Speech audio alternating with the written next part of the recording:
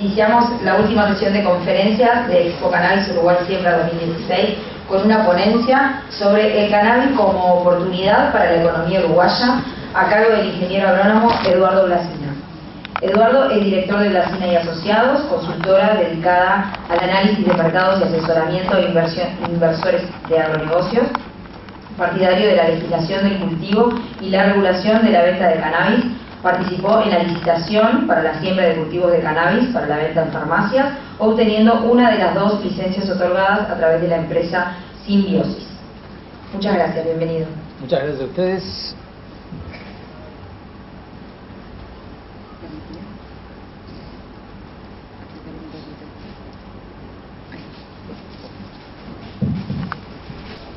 Bueno, muchísimas gracias a Exponavi por esta invitación. La verdad que es un placer estar acá por varias razones. Cuando yo tenía más o menos unos 15 años, descubrí el mundo del rock progresivo y me enamoré del rock progresivo. Quedé muy fanático de varias bandas y ya lo pensaba de antes, pero se me fue reafirmando la idea de que la prohibición del cannabis era un absurdo. Cuando yo tenía 15 años estábamos en plena dictadura en Uruguay, y si alguien me decía que me atreviera a soñar que Uruguay iba a ser el primer país legal del mundo y que yo iba a estar hablando de esto, me hubiera parecido un sueño demasiado ambicioso para soñarlo. Hubiera dicho, bueno, si cuando sea un anciano se legaliza ya está bien, ¿no? Y aunque ya estoy bastante viejo, todavía espero ver el Uruguay legal desarrollarse por unas cuantas décadas antes de irme. Así que realmente me parece que la oportunidad que tenemos como país es inigualable, no tiene techo, no es posible cuantificarla, porque, qué sé yo, he pasado toda la mañana hablando de polímeros derivados de hemp para hacer botellas que en vez de ser la botella de plástico que usamos lamentablemente hoy, sean botellas compostables, ¿no? Es uno de los infinitos ángulos que tiene esto. Es la cadena agroindustrial con más potencial que tiene un país que se ha definido a sí mismo como un país agrointeligente.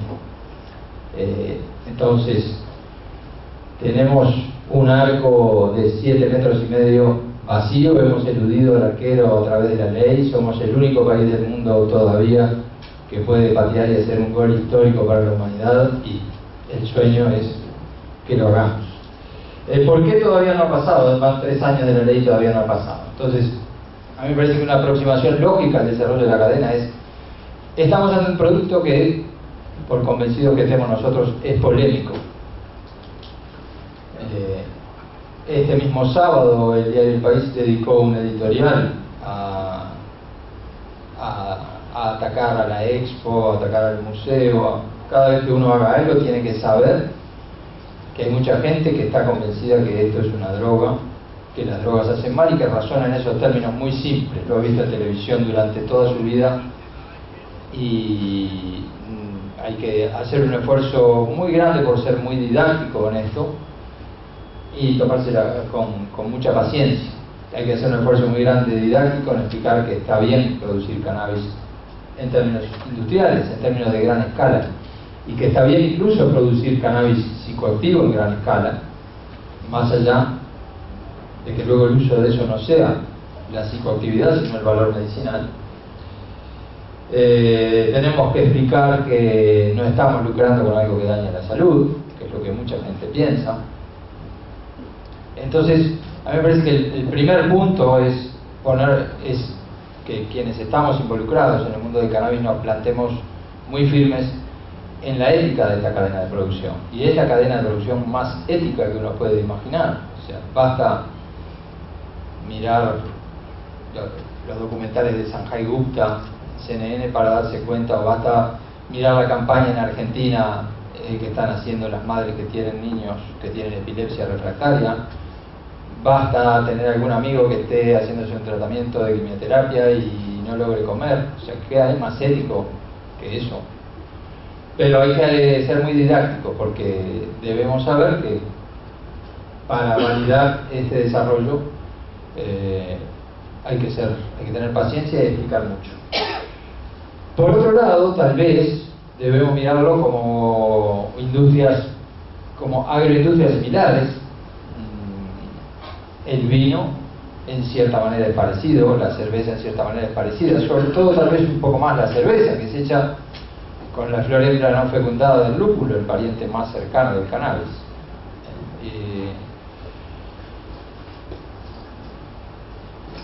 Y tenemos que estar alertas a lo que puede ser el mal uso. Yo creo que si vamos a defender esta cadena debemos, por ejemplo, ser los primeros en decir, bueno, tratemos de que los menores de edad no fumen cannabis, que tengamos una ética de que en la vida a veces vale la pena esperar un par de años y que uno tenga 16 años y tenga muchas ganas de ya experimentar, porque es la época en la que uno usualmente, si es curioso, tiene ganas de experimentar.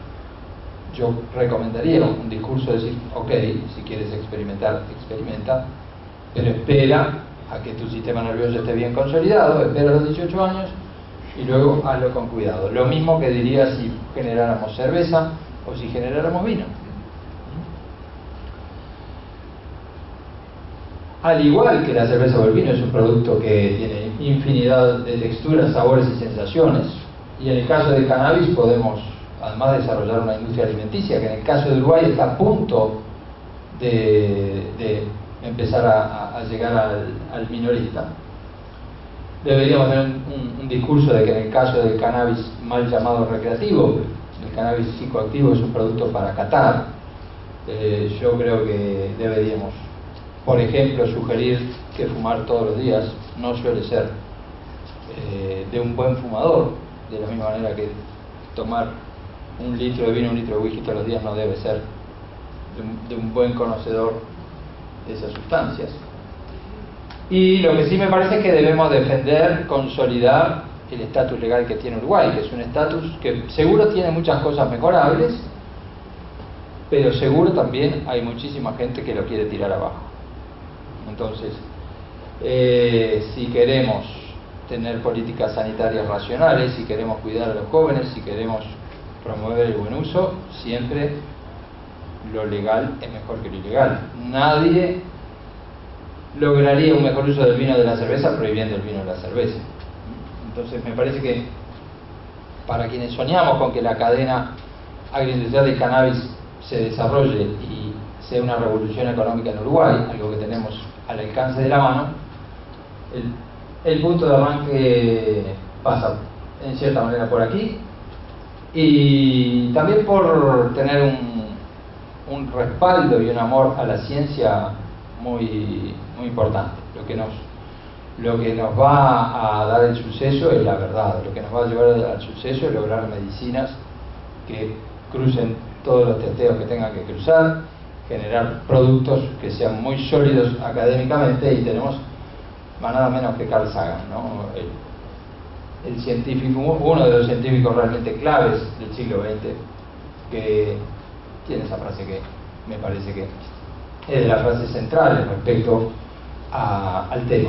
Y yo creo que el cannabis es central en este siglo, por lo menos por dos razones. La humanidad, creo que todos, sean de la ideología que sean, tienen claro que la humanidad tiene por lo menos dos graves peligros por delante. Un grave peligro es el cambio climático. Sabemos que los polos se están derritiendo, sabemos que la temperatura va subiendo, y en términos agronómicos, de las ventajas que tiene el cannabis es que tiene un balance de carbono positivo, tiene un sistema radicular sumamente extenso, por lo tanto podemos usar el cannabis para tomar carbono de la atmósfera y volcarlo al suelo. Eso es algo sumamente importante, sobre todo en las rotaciones que usa Uruguay, que tienen un énfasis en soja desmedido, por lo menos si lo comparamos con cualquier otro país del mundo. Ningún país tiene un porcentaje de cultivo de verano de soja del 90% como tiene Uruguay. El otro gran problema que tiene la humanidad es que su convivencia, la convivencia está muy difícil, el fundamentalismo está sumamente fuerte, el llamado choque de civilizaciones es muy intenso. Por eso me parece que es muy visionaria la frase, el final de esa frase de Carl Sagan, porque seguramente los que están combatiendo las guerras del mundo no fuman cannabis y están en contra del cannabis. Y el cannabis creo que genera esa sensación de camaradería que tan desesperadamente necesita el mundo, que está cada vez más loco y peligroso. ¿Cuánta actualidad tiene esta mirada visionaria de Carl Sagan? Entonces, capaz que una manera de, no, por lo menos como a mí me pareció que podría encararse el análisis económico del cannabis, es ¿cuántas cosas tenemos para desarrollar? En realidad es inabarcable. Nosotros armamos un museo donde, desde mi punto de vista, lo central es esa idea de que es la planta más versátil del mundo. Es la planta que ha hecho para el hombre lo que el hombre le haya pedido, desde los recolectores que comían la semilla, los recolectores que empezaron a hacer las redes con la fibra del tallo, a la vestimenta que dio posteriormente. Una vez que aprendieron a hacer redes, pudieron aprender a hacer vestimentas, al papel que descubrieron los chinos se podía hacer con lo que quedaba después de hacer los textiles, y por supuesto a la filosofía, al descubrir, al reflexionar, al hacer la introspección, que en China y en India y en Nepal tuvo un desarrollo que seguramente no es casual. Y de ahí en adelante seguimos investigando cómo usar la misma planta para las impresoras 3D, para los plásticos degradables, para la construcción compostable, etcétera, etcétera. Cuanto más avance la química molecular, cuanto más avance la investigación, más relevancia va a tener el cannabis como planta al servicio del ser humano, o más que como planta al servicio del ser humano, a mí me gusta más el concepto de coevolución. El cannabis nos ha ayudado en nuestra evolución y nosotros lo ayudamos en su evolución.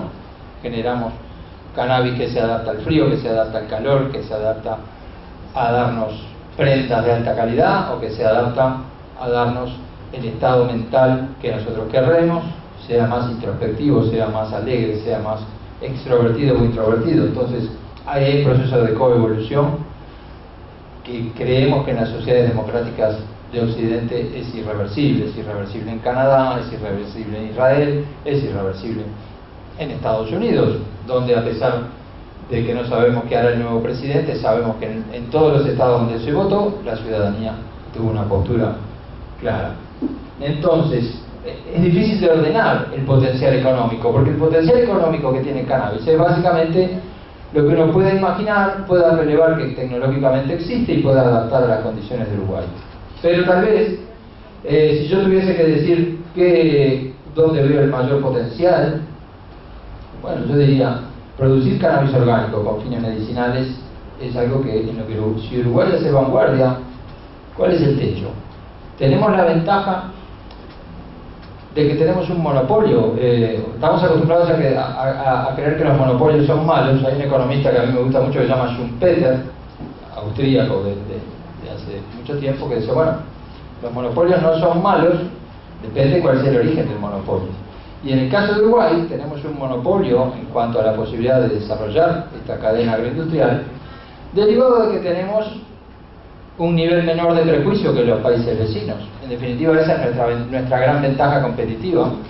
Nosotros somos legales, Argentina, Brasil y el resto de América del Sur todavía no, aunque celebramos los avances de Colombia, de México, pero tenemos un monopolio que es mérito nuestro, y mientras no lo igualen, tenemos que apurarnos, entiendo yo, a consolidar una agroindustria de enorme valor agregado que nos genere un prestigio de marca y que nos permita ser competitivos en el mediano plazo. Si yo tuviese que decir dónde veo la mayor oportunidad, desarrollar medicamentos a partir de cannabis orgánico. Creo que eso Uruguay ya debería estar, y seguramente ya lo está, pero claro, todos quisiéramos verlo todo sucediendo a una velocidad de mayor, haciendo alianzas entre privados de Uruguay, alianzas con la gente que está en la vanguardia del conocimiento del mundo, donde participe la Universidad de la República, donde participe Clemente Estable, donde participe el Instituto Pasteur, la Facultad de Ciencias, y seamos socios en generar conocimiento adaptado a la lógica local y aliviarle los problemas a quienes lo tienen en todo el mundo. ¿Hay algo más ético que generar el alivio a la epilepsia refractaria de un niño a partir de una planta. Hay algo que tenga más valor agregado, ético, no monetario, ético. Entonces tal vez en ese camino de lo medicinal hay que empezar por aquello que tiene CBD y que tiene los otros cannabinoides, y empezar diciendo, bueno, probemos la parte medicinal que no tiene THC. Sabemos que el THC es sumamente importante, la ciencia nos dice que es muy importante, pero sabemos que tenemos que ir gradualmente para, tal vez estratégicamente, avanzar sobre seguro. Exploremos ya todo lo que sea medicinal sin THC, y después que estemos firmes en eso, aceptemos el THC. Sabemos que si el THC no lo calentamos no va a tener ningún efecto psicoactivo, le podemos dar gotas a los niños que no van a tener ningún efecto psicoactivo, pero empecemos ya con lo que no tiene THC, porque no hay ningún argumento válido para frenar eso. Y luego que esté eso, avancemos. Por lo menos, simplemente esto es pensar en voz alta a la búsqueda de vuestro feedback. Y después tenemos, entonces ahí debemos saber mucho más de los cannabinoides, de los terpenos, de los flavonoides. O sea, después que uno se mete en el mundo del cannabis hay un océano allí de sustancias que tenemos que saber cómo interactúa cada una y cómo interactúan en conjunto. Ustedes saben que el doctor Rafael Meshulam, que es la autoridad israelí que descubrió los principales componentes de cannabis y los receptores, hablan del efecto entourage, es decir, lo que importa no es solo la sustancia, sino cómo funcionan en equipo esas sustancias para estabilizar el sistema nervioso en muchas oportunidades. O sea, hay un océano para estudiar. Seguramente hay muchos en el mundo que lo quieren estudiar en un marco legal claro y con garantías como el que tiene Uruguay, y sabemos que hay científicos de mucho peso en las instituciones uruguayas deseosas, pero sin fondos por las restricciones que tiene Uruguay de estar en una economía que se ha frenado y con un déficit fiscal que tiene que acomodar, con restricciones de dinero. Lo que se necesita es el link para combinar el know-how y el ansia de investigar de Uruguay con el mercado que está esperando soluciones que hoy, para quien tiene un pariente con estos problemas, implican algo sumamente engorroso y extremadamente caro, y articular eso.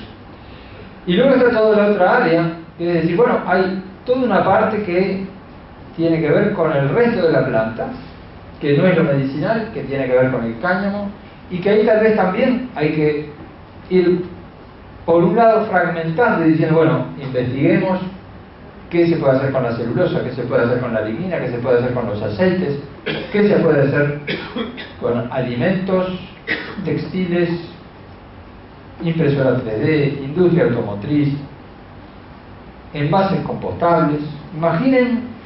Solo imaginen que a través del cáñamo dijéramos, vamos a hacer un Uruguay libre de plástico. Basta de que las tortugas marinas coman una botella y se mueran. Basta de ir por la carretera y ver bolsas todo el tiempo.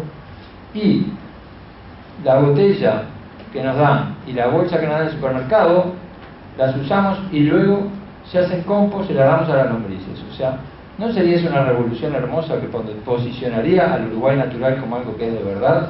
Y no como esto que hoy queremos ser, pero no lo logramos demasiado. O sea, yo estuve hoy todo el día con un amigo de Estados Unidos que viene y me dice, ¿cuál es el problema que tienen ustedes con la basura? La verdad es que una ciudad tan linda duele ver los contenedores con todas las bolsas alrededor.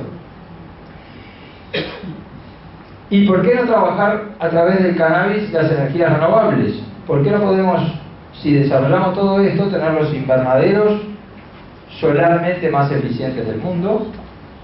¿Y por qué no podemos pensar en el cannabis como una fuente de biomasa? Entonces, eso es lo que llamamos sectores directos a desarrollar. Hay una infinidad más. O sea, básicamente tenemos el Gencrit, la construcción, qué sé yo. Seguramente ustedes dicen, pero y no puso tal cosa, y no puso tal otra, y no puso tal otra. Porque esa es la cualidad inigualable que tiene esto, que la diferencia de la soja, del trigo, o sea, la mayoría de los productos, de la mayoría de las plantas con las que interactuamos son unidimensionales. El arroz nos da el grano de arroz y pronto. El cannabis es una planta multidimensional. Podemos agarrar para el lado del alimento, o de la vestimenta, o de cualquier otra cosa.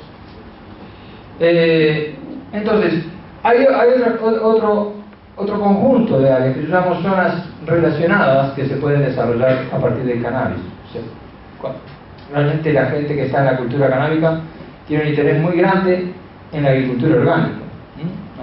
A veces me hace gracia el estereotipo de que el cannabis es gente que no cuida su salud, que una especie de hedonistas que prefieren aniquilarse, tirar tumbados, que es una imagen totalmente caricaturesca, pero que también cae con el tiempo, porque esta cultura que empezó, digamos, con fuerza, tal vez a fines de los 50, comienzos de los 60, ya tiene un montón de longevos que nos demuestran todo el tiempo que esos mitos se caen. Entonces, temas relacionados. El principal es desarrollar. Si Uruguay, además de ganarle la bolsa de nylon, fuera un país destacado por su agricultura orgánica, en realidad las técnicas que se usan para hacer cannabis orgánico se pueden usar para hacer tomate orgánico, ají orgánico, lo que querramos orgánico. Uruguay, en la Facultad de Agronomía, enseña qué insecticida hay que aplicar para cada insecto, pero no enseña cómo criar insectos carnívoros para controlar otros insectos, o por lo menos cuando yo hice la facultad nos enseñaba. Ahora hay un poco más de desarrollo en control biológico, pero Uruguay debería a través del cannabis ser vanguardia en control biológico. Es una enorme oportunidad, como marca país.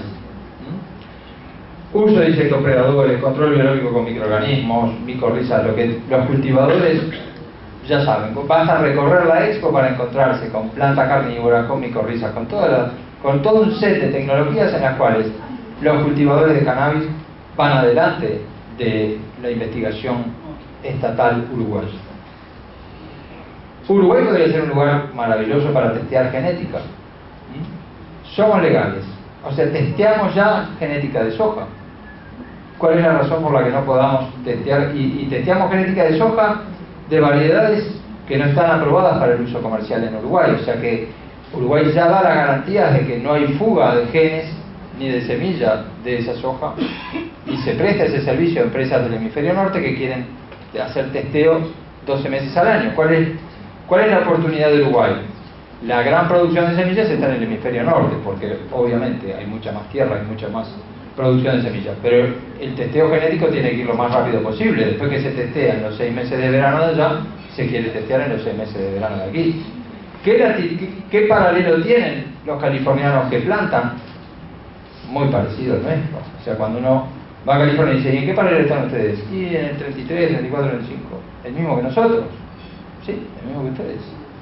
O sea, ¿por qué no ofrecer esas garantías? O sea, seguramente el Estado va a querer todas las garantías de que esa genética no se dispersa, pero si ya le estamos dando esas garantías para otros cultivos, ¿por qué no al cannabis? ¿Y por qué no ofrecerle a quienes hacen genética en cannabis la posibilidad de testear rigurosamente y legalmente sus productos? O sea, eso que dicen que tiene tanto de THC, tanto de CBD, tanto de CBN, ¿por qué no hacer ensayos de campo que lo atestiguen y que vean qué variación hay, etcétera, etcétera? Energía solar para la agricultura, hidroponía, aeroponía, micropropagación. ¿De qué trabaja un uruguayo que se dedica a la micropropagación? Bueno, ahora tiene una fuente laboral con eucaliptus.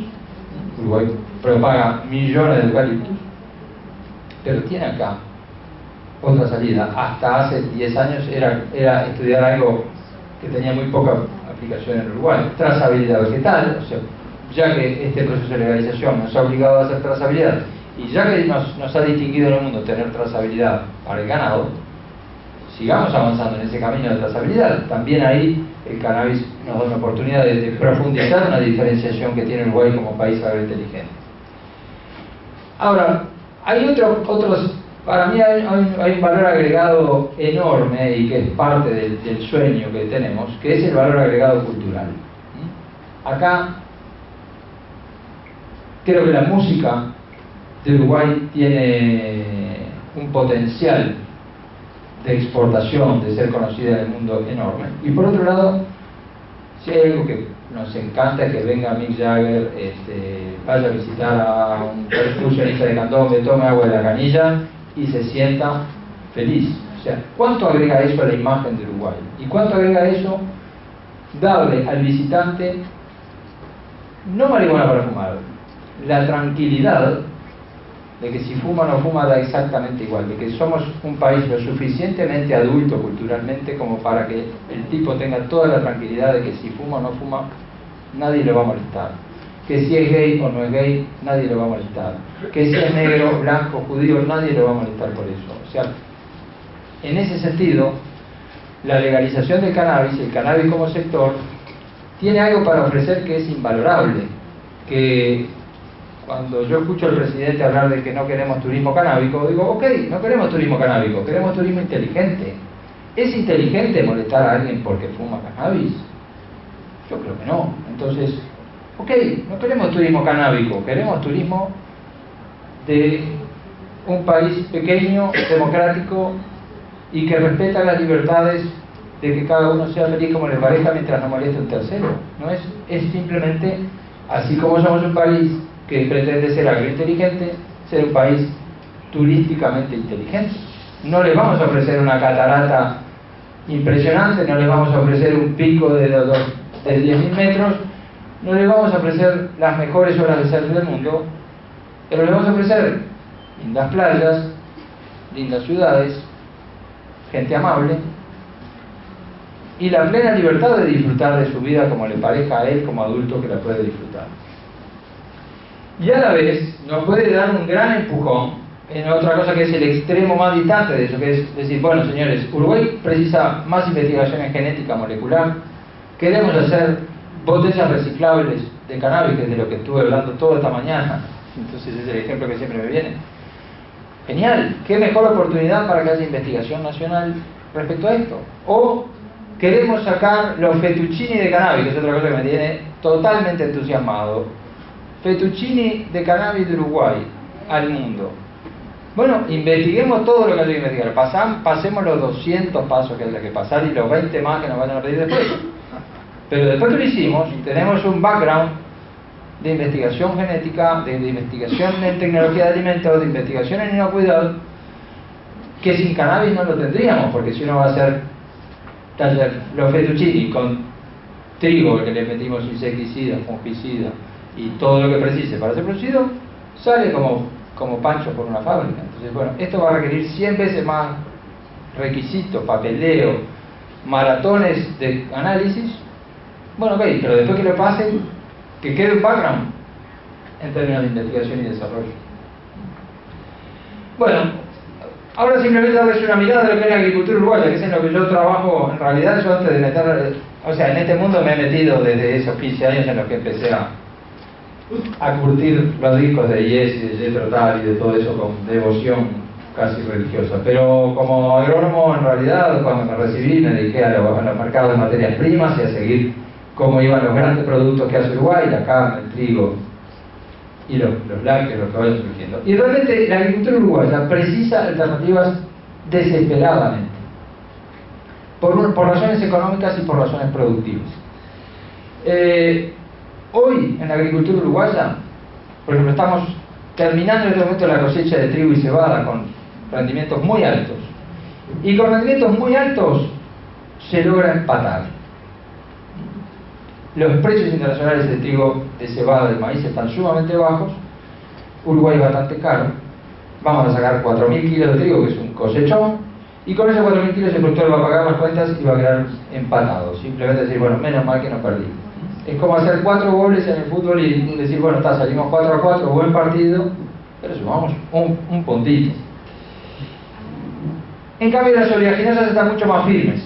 La canola da un número un poco más lindo, y en verano pasa lo mismo. El productor en verano tiene para plantar 3 chances: maíz, sorgo, soja.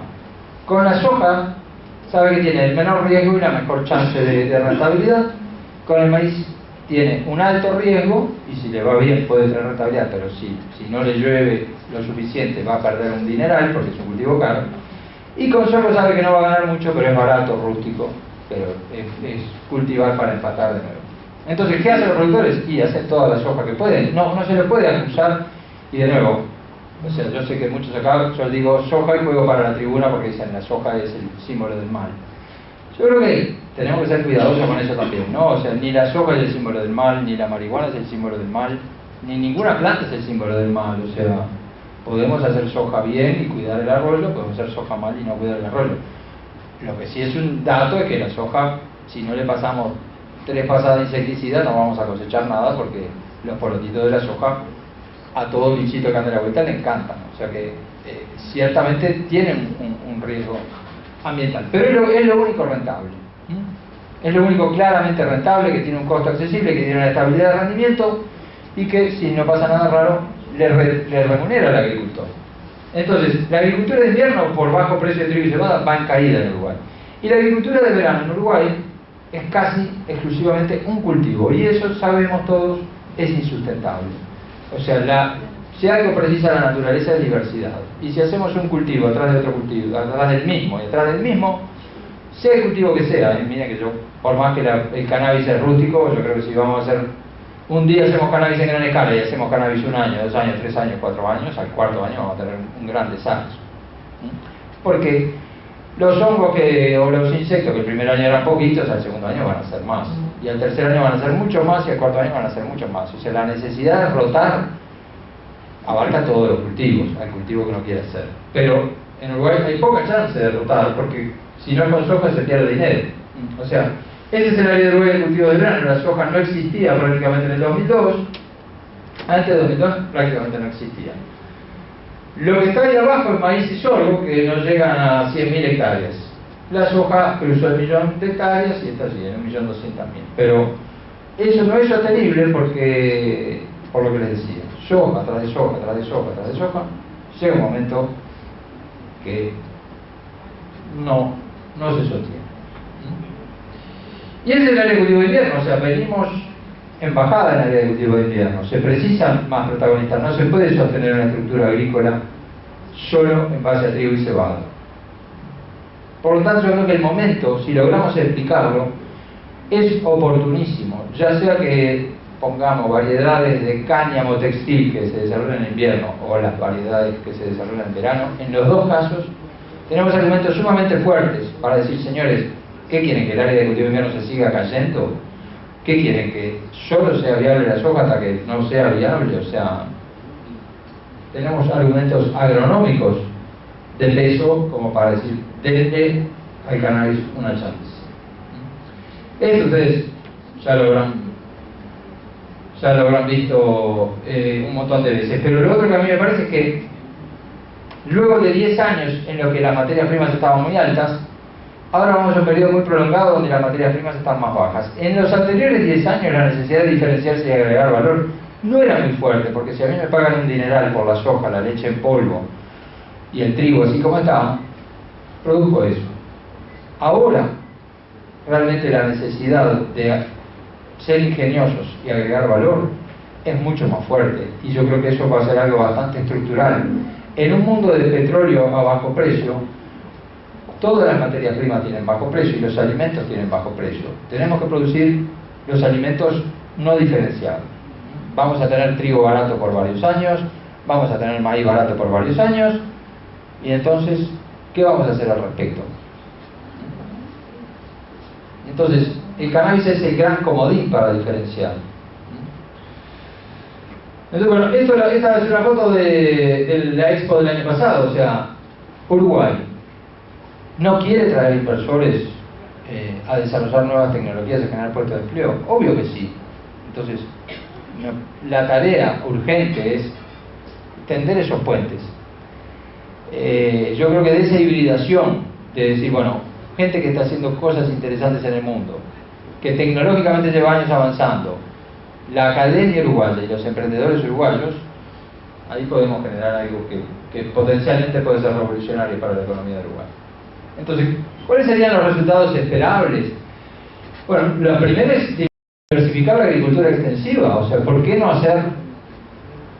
De las cosas que me he enterado armando el museo en estas semanas, es que por primera vez Uruguay va a importar cannabis de China, fibra de cannabis, porque una cooperativa de obreros que se llama Puerto Sauce, que está trabajando en Juan Lacase, en una empresa que se fundió, tiene demanda por tejido de cannabis. Es obvio. O sea, si a mí me dicen una camisa de cannabis, me van a dar ganas de ponérmela.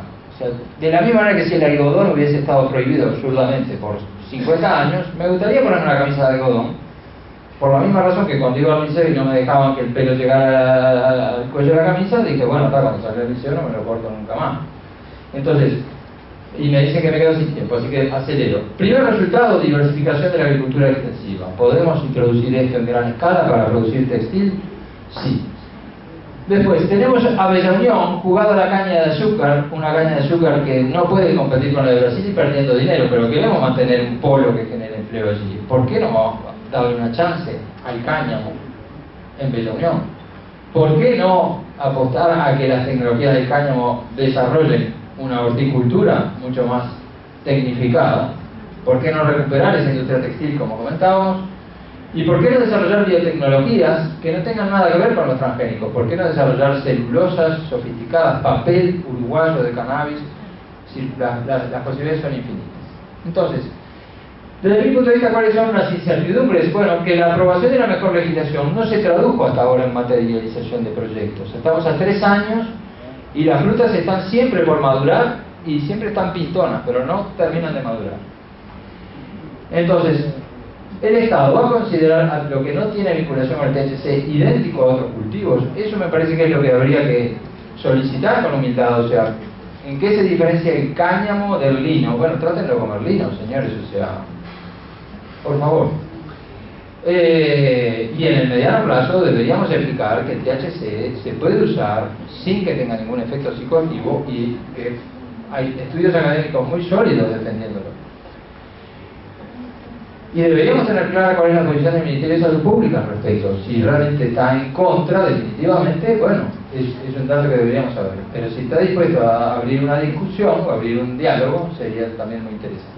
Para mí, bueno, creemos que de todos modos hay algo hermoso del cannabis, que es que no todo es rentabilidad, y hay algo hermoso del cannabis que es autocultivar por el mero amor a la naturaleza y a compartir con los amigos unas flores. Eso deberíamos, más allá de toda consideración económica, defenderlo a ultranza para siempre.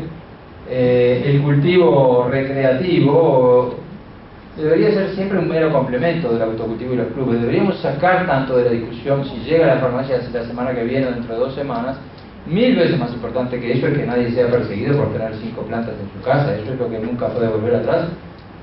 Bueno, debería ser parte de un Uruguay agrointeligente general de productos boutique, del mejor aceite de oliva, de los mejores vinos, de los mejores cannabis. Debería contribuir a un país menos violento, eso se supone que es parte de la filosofía, y debería contribuir al capital cultural de Uruguay. Y simplemente voy a saltear un poco, yo creo que tenemos una ventaja que es muy circunstancial. Nos van a alcanzar, los canadienses nos van a alcanzar en cualquier momento y los inversores se van a cansar de esperar y se van a ir. El que me tengo que ir soy yo. Simplemente, para mí 2017 es un año decisivo. O convencemos al gobierno integralmente de la potencialidad de la planta o persistimos en un congelamiento y el desarrollo lo van a hacer otros. O sea, me parece que hay una sensación de cierta urgencia de decir, señores, si no nos tomamos este hermoso tren ahora, se lo van a tomar todos los demás y pasaremos a la historia como el primer país que legalizó y dejó pasar todas las oportunidades que allí estaban. Entonces, es necesario tratar el cannabis como cualquier otro cultivo en términos de ingreso de semillas, creación de cuentas bancarias y que haya controles, sí, pero que tengan un criterio científico y no un criterio de prolongarlo eternamente. Entonces, tal vez, o sea, quiero terminar diciendo, para mí, tenemos la chance de generar una palanca de desarrollo inédita en el país. Podemos crear un Silicon Valley verde, o sea, vayan al Silicon Valley a decir que se prohíbe el cannabis, a ver qué les dicen. Y quiero terminar esa pregunta, ¿no será necesaria una cámara de empresarios vinculados al cannabis? O sea, ¿cuál es el interlocutor que hay? Yo no lo sé, pero me parece que es tal vez el momento de discutir si no se precisa que todo esto que está acá y que una editorial de un diario alegremente lo puede atacar mintiendo descaradamente sin que nadie responda, pero todo lo que hay que conversar con las autoridades del gobierno no se haga de una manera organizada y teniendo un interlocutor. Y bueno, habría más, pero bueno, me quedo por acá. Agradezco muchísimo a la Expo, un placer estar acá, un sueño en realidad, más que nada.